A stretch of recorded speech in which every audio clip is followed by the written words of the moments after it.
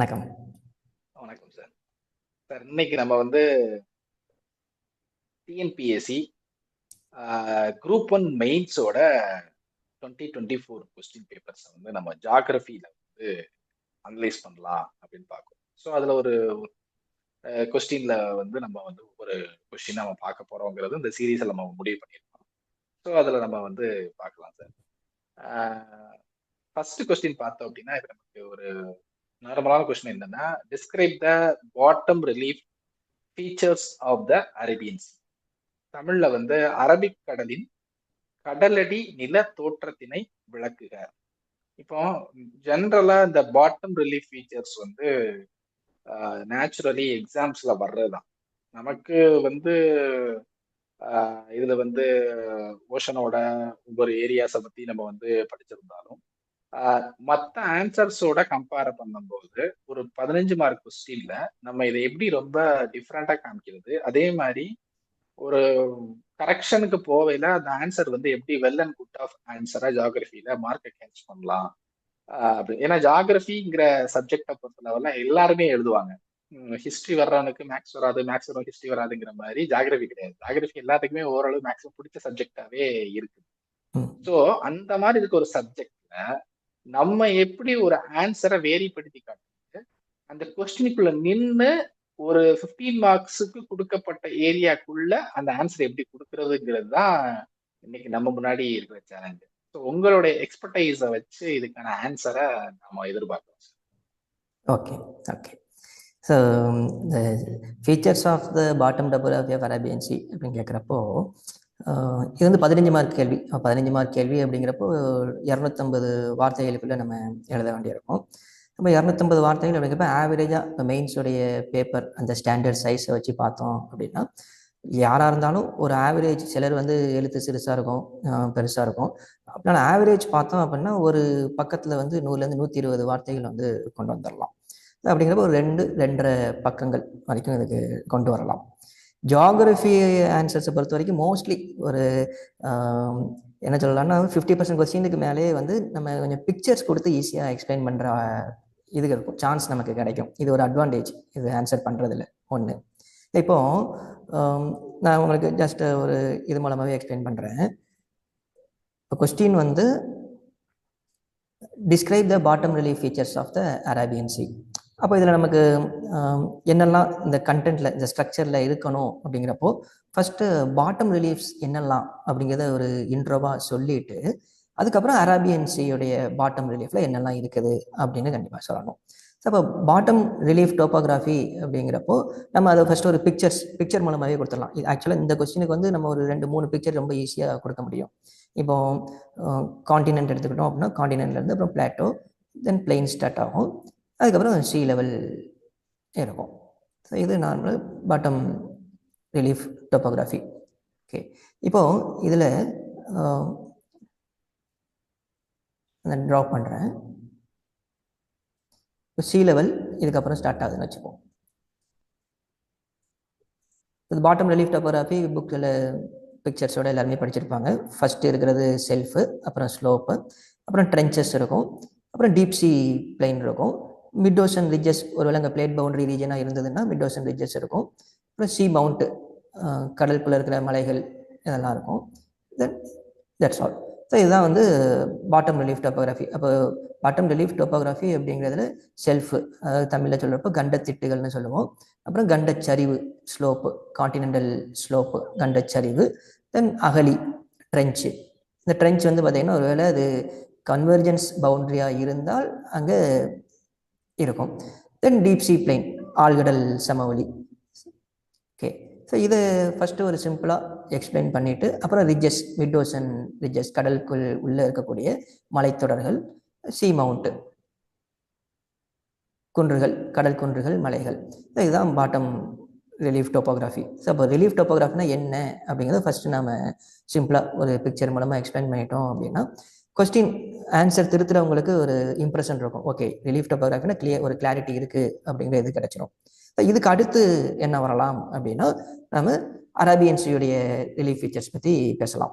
அப்போது இந்த Arabian சீயோட relief ஃபீச்சரை வந்து ஃபஸ்ட் அரேபியன் சீ பற்றின ஐடியா நமக்கு இருக்குது அப்படிங்கிறத சொல்லிட்டு தென் அது ஒரு கிராஸ் செக்ஷனல் வியூவில் வந்து ப்ரெசென்ட் பண்ணோம்னா ரொம்ப நல்லாயிருக்கும். இப்போ ஃபார் எக்ஸாம்பிள் அரேபியன் சீ நமக்கு தெரியும், ஆஃப்ரிக்காவிலேருந்து பார்த்தோம் அப்படின்னா ஆஃப்ரிக்கா, மடகஸ்கர் ஐலாண்ட் இருக்குது, அப்புறம் Arabia, Saudi Arabia, Iran, Pakistan, India, அவ்வளோதான். ஓகே, அப்போது இதில் நமக்கு இந்த பக்கம் லட்சத்தீவு இருக்குது தெரியும், ஸ்ரீலங்கா, அது பே ஆஃப் பெங்கால் போயிடும். ஸோ அப்போது இதில் அரேபியன் சீயை நம்ம டினோட் பண்ணி காமிச்சிட்டோம் அப்படின்னா அரபிக்கடல், இதில் இந்த பாட்டமில் என்னெல்லாம் இருக்குது அப்படிங்கிறத எக்ஸ்பிளைன் பண்ண போகிறோம். ஓகே, இப்போ இதை 2 பிக்சராக எக்ஸ்பிளைன் பண்ண போகிறோம். ஒன்று, இந்த அரேபியன் சீயோடைய மேப்பை கொடுத்துட்டோம். இதில் இந்த பிளேட் பவுண்டரி ரீஜன் சொல்கிற ஆஃப்ரிக்கன் பிளேட் பார்த்தீங்கன்னா இங்கே வரைக்கும் எக்ஸ்டெண்ட் ஆகும், அண்ட் இந்தியன் பிளேட்டு பார்த்தீங்கன்னா இதுக்கப்புறம் இந்த பக்கம் இருக்கும்.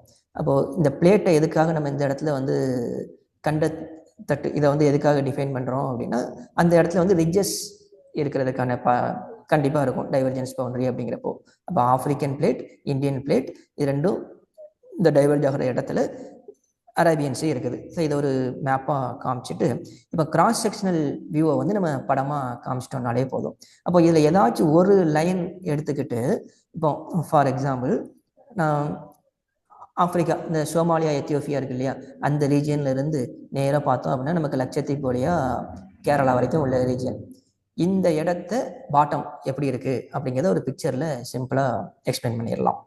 அப்போது இதை எப்படி நம்ம பாட்டம் வரையலாம் அப்படின்னா, இப்போ ஆஃப்ரிக்கா அந்த மேப்பை அப்படியே நான் கிராஸ் செக்ஷனாக மாற்ற போகிறேன் அப்படிங்கிறப்போ ஆஃப்ரிக்கா எடுத்துப்போம். ஆஃப்ரிக்காவில் சோமாலியா, அது ஒரு மேடான கண்டம் இல்லையா, மேடான பகுதி, அதுலேருந்து அப்புறம் கடல் தொடங்குது. அப்போ கடலுக்குள்ளே கொஞ்சம் செல்ஃப்லேருந்து கிராஜுவலாக ஸ்லோப் இதாகும், அப்புறம் ஆழ்கடல் ஸ்டார்ட் ஆகிரும். இந்த சோமாலியாலேருந்து கொஞ்சம் இந்த பக்கம் வர வர வர வர அந்த பிளேட்டுடைய பவுண்டரி ரீஜியன், அப்போ அங்கே என்ன இருக்கும், கண்டிப்பாக ரிட்ஜ் இருக்கும், அந்த மலைத்தொடர் இருக்கும். அப்போது அந்த டைவர்ஜென்ஸ் பவுண்டரி பக்கம் சொக்கோட்ரோ சகோஸ் ரிட்ஜஸ் இருக்குது, அந்த ரிட்ஜஸை இப்படி டினோட் பண்ணி காமிச்சிடலாம். அப்புறம் மறுபடியும் ஆழ்கடல் இருக்கும். அப்புறம் ரொம்ப தூரம் வந்ததுக்கப்புறம் நம்ம இந்த பக்கம் சாகோஸ் ரிட்ஜ், இந்தியன் பிளேட்டுடைய பவுண்டரி ரீஜியனில் நம்ம சாகோஸ் ஆர்கிபெலாகோ சொல்லுவோம், சாகோஸ் ஐலாண்ட்லாம் இருக்கு இல்லையா, அந்த இடம். அதுலேருந்து கொஞ்சம் தள்ளி வந்தால் மறுபடியும் கொஞ்சம் கொஞ்சமாக மேலே ஏற ஆரம்பிக்கும். இப்போ நம்ம இதில் சி லெவல் இந்த இடத்துல இருக்குது அப்படின்னு போட்டுக்கலாம். C level, Arabian sea level போட்டுட்டு அப்புறம் நம்மளுடைய லட்சத்தீவு அட்டோல்ஸ் இருக்குது. ஸோ அட்டோல்ஸுடைய சைட்ஸ் எல்லாமே ரொம்ப ஸ்டீப்பாக இருக்கும், அது நமக்கு தெரியும். ஸோ அதுக்கப்புறம் மறுபடியும் கொஞ்சம் டீப் சி இருக்கும். அப்புறம் நம்மளுடைய இந்தியன் ஓஷனில் வந்து பார்த்தோம் அப்படின்னா வெஸ்டர்ன் கோஸ்டல் பிளைன், நம்மளுடைய வெஸ்டர்ன் கோஸ்டல் பிளைன் வந்து கொஞ்சம் வெஸ்டர்ன் செல்ஃப் வந்து ப்ராடரான செல்ஃபு. அப்போ அந்த செல்ஃபை கொஞ்சம் ப்ராடராக போட்டுட்டு தென் அப்புறம் மேலே ஏற்றிட்டோன்னா இந்தியா, வெஸ்டர்ன் காட்ஸ்ன்னு டிவைட் பண்ணிடலாம். ஸோ சி லெவலில் வந்து இந்த இடத்துல இப்படி போட்டு காமிச்சிடலாம்.